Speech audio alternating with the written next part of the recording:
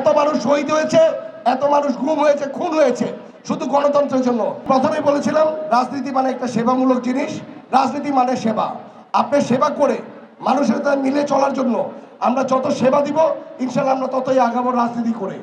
আমাদের আপনারা জানেন সকলে যে আমাদের 12 তারিখে একটি ইলেকশন আছে, যেই ইলেকশনে গণতন্ত্রের জন্য আমাদের অনেক বাচ্চারা, যাদের আমাদের সন্তান, আমার সন্তান, আপনাদের সন্তান, বাংলাদেশের সন্তান বলতেই আমরা বুঝি হলো আমাদের সন্তান।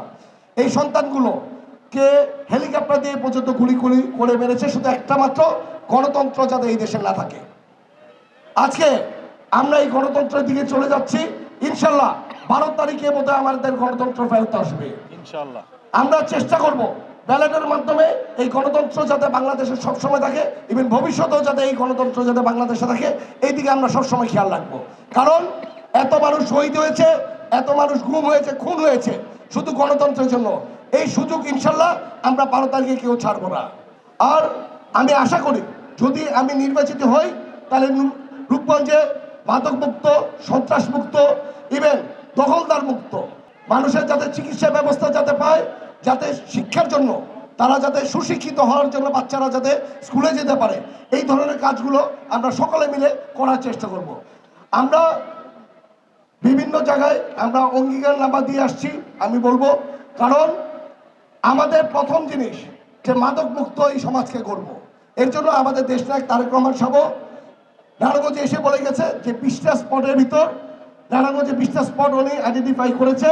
আমি জানি রূপগঞ্জে বেশ কয়েকটা আইডেন্টিফাই উনি করতে পেরেছে।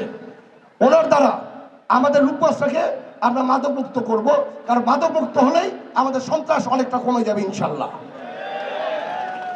আজকে রূপগঞ্জে আপনি বিভিন্ন খাল বলেন, যেই খাল আমাদের রাষ্ট্রপতি জিয়াউর রহমান সাহেব খালগুলি কেড়ে গেছে, বিভিন্ন বিত্তশালী বিভিন্ন মানুষ এই খালগুলিকে দখল করে ফেলেছে, যেটার জন্য রূপগঞ্জের বিভিন্ন জায়গায় পানিবন্দী হয়ে যাচ্ছি আমরা।